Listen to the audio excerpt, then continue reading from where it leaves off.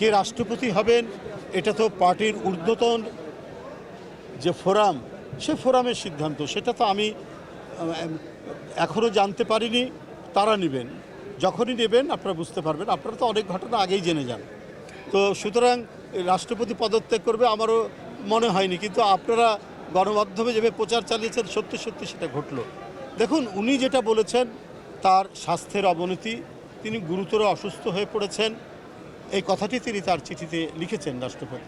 তো সুতরাং আমরা ওইটুকুই জানি, আমরা ওইটুকুর মধ্যেই থাকব, যে আমরা এটাই জানি।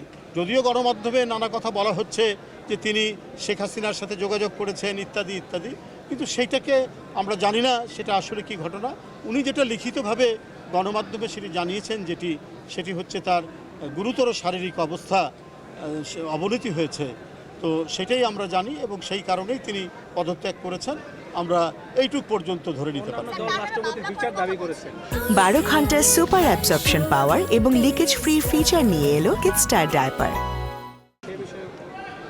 সেই বিষয়ে এখন আমাদের দলের সিদ্ধান্ত। আমি তো একটা ব্যক্তি মানুষ, আমি আগেও বলেছি এটা তো একটা কালেকটিভ ব্যাপার, যে রাষ্ট্রপতির ব্যাপারে কি সিদ্ধান্ত হবে এটা দল সিদ্ধান্ত যখন নেবে তখন নেবে, কি নেবে সেটা দল জানে। উচ্চতর নীতি নির্ধারণী ফোরাম আছে, নির্বাহী কমিটি আছে, সেটা দলের বিষয়। আমি ব্যক্তি মানুষ হিসেবে, দলের সিনিয়র যুগ্ম মহাসচিব হিসেবে শুধু ওইটুকুই বলি যে তিনি পদত্যাগ করেছেন তার শারীরিক অবস্থার অবনতি হওয়ার।